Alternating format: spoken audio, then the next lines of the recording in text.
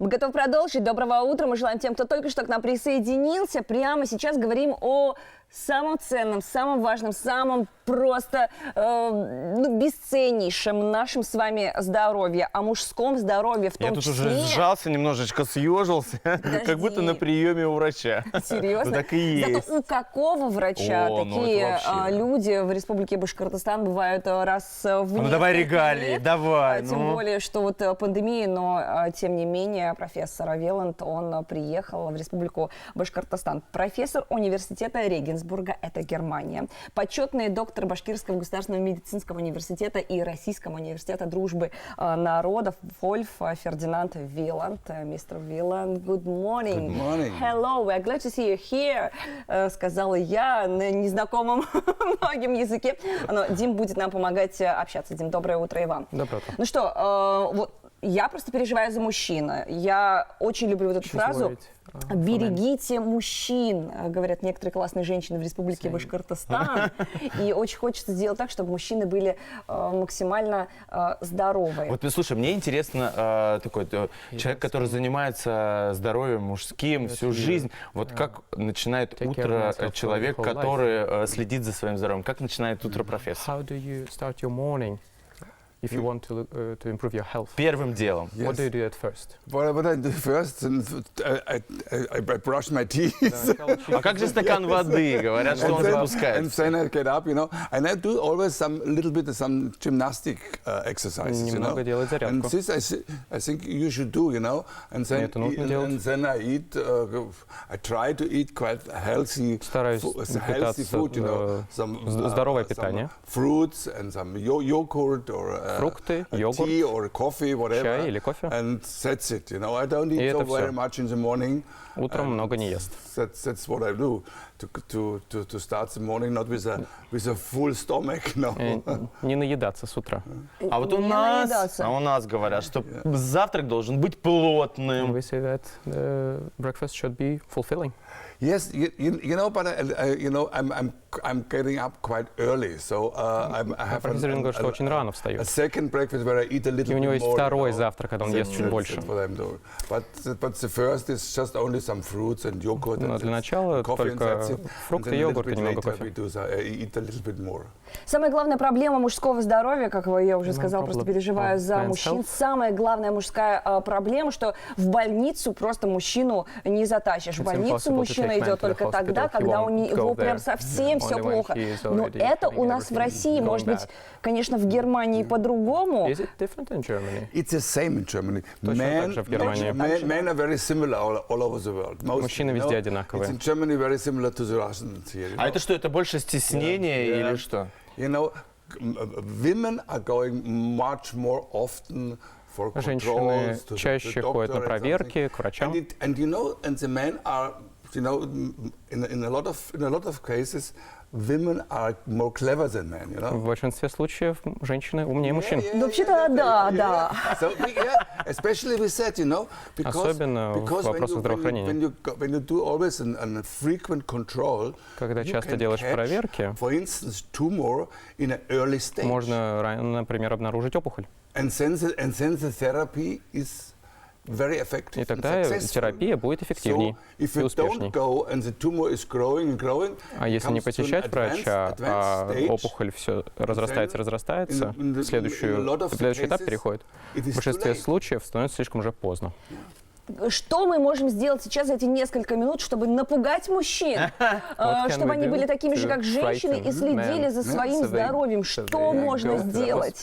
Yes, so I don't know how it is in Не Russia. знаю, как в In России, Germany, но в Германии men after 45, ну, he мужчины has после 45 possibility to go every year имеют возможность каждый without год any cost, without бесплатно any ходить to a doctor to make a к врачу, чтобы пройти проверку, You know, and when you do a normal control, blood tests, and some сдать ultrasound тест and something like this, so крови, you ультразвуковое исследование. mostly can detect the И most все это может common обнаружить самые What are the most common tumors in men? распространенные Most common tumors in men are опухоли. are prostate cancer, рак простаты, colonic cancer, рак толстой кишки, прямой толстой кишки. And you know, and some look at your skin, and you have Проверить кожу, melanoma or something нет ли like меланомы. In women it's a breast tumor or the У женщин tumor, это рак груди tumor on the uterus, a cervix, или опухоли в уретре. Yeah, but you know, there are some, for instance, two tumors which are very, very difficult to detect, is mostly brain tumor and Сложнее всего найти опухоли в мозге. And the pancreas, the Bauchspeicheldrüse, pancreas. И в Желудки? Кишечник? Нет, в поджелудочной железе. Все. These tumors are very difficult to detect, you know. Все эти опухоли сложно обнаружить. Find them only in the advanced stages. Только когда уже запущенная стадия их можно обнаружить. But usually this normal or the most frequent tumors you can control. Все самые распространенные опухоли можно обнаружить, если просто ходить к врачам. Слушай, я неспроста спросил про утро, потому что, понятное дело, в Германии там все это на регулярной основе. Люди понимают, что нужно заботиться о своем здоровье, нужно ходить к врачу. У нас все, как ты сказала, правильно, да? У нас, когда приболело, тогда и пошел. Вот как сделать нашу жизнь такой, чтобы как можно реже обращаться к врачу по причине болезни? Ну, то есть как ее предупредить? Yes, you know, you have to talk with the people. It's like you do it in your show now, in the morning show. You tell them if he goes to controls, что если проходить проверки регулярно, he can minimize his risk to die of one of these можно снизить риск смерти от одной из этих опухолей. То есть 45, после 45, можно, конечно, и раньше, после 45 лет, один раз в год обязательно сдавать максимальное количество анализов. В Германии есть такая возможность.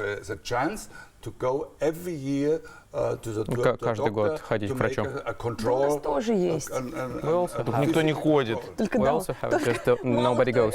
Ходит, но вот доктор советует. В Германии тоже женщины ходят чаще, чем мужчины.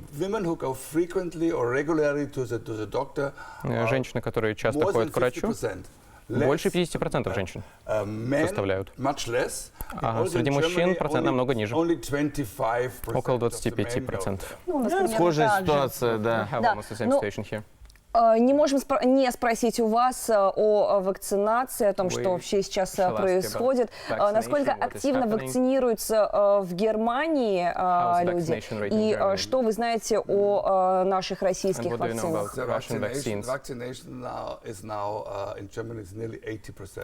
Уровень процент вакцинированных в Германии около 80%. По моему мнению, до того, как я приехал в Россию, я побывал в реанимации клиники в Германии с визитом. И 90% пациентов в реанимации с осложнениями были не вакцинированы. А 10% они были вакцинированы, и у них тоже были осложнения или повторное заражение. В эти 10% входили только люди с иммунодефицитом, с опухолями после трансплантации органов, либо пожилые люди. Потому что иммунная система слабеет с возрастом.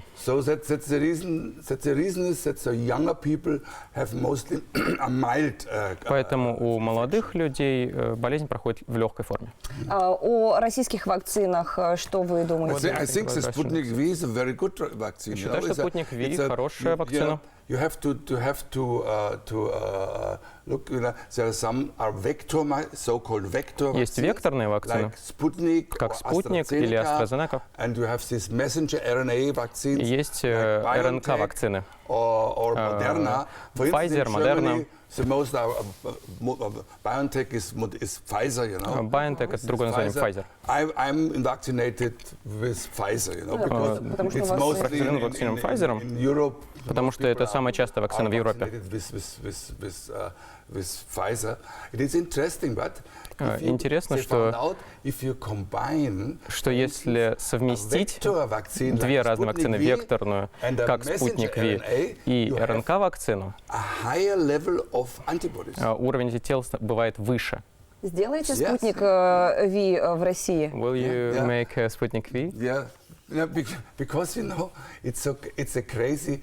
I think sometimes the political situation is crazy. Профессор говорит, что политическая ситуация просто безумная сейчас. I'm completely vaccinated. Он полностью вакцинирован. The BioNTech, Pfizer is not accepted in Russia. Но Pfizer не принят в России. А если поехать в Европу, там уже Спутник Ви не принимают. Stupid, you know. Это просто глупо. It's crazy. It's completely crazy. So I have to do a PCR test, you know. Мне пришлось сдавать ПЦР-тест, чтобы приехать в Россию.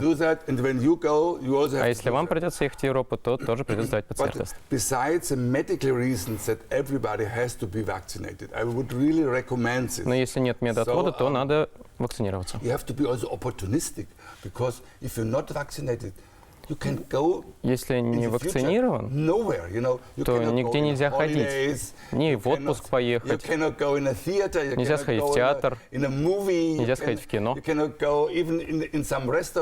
даже в ресторан некоторые нельзя.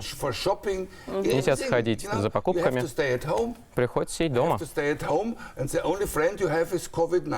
И единственный твой друг — это COVID-19. Собственно, так по всему миру, не только у нас, друзья. Вакцинируемся. Продолжаем сколько об этом говорим, да. Спасибо вам огромное. We are glad to see you here in our morning show in Ufa, in our republic. See you again, we hope. Увидимся, я говорю. Лика говорит, рады вас видеть всегда и везде. Это я перевожу. Да, мы продолжаем свое вещание. Будьте с нами, пожалуйста, ладно?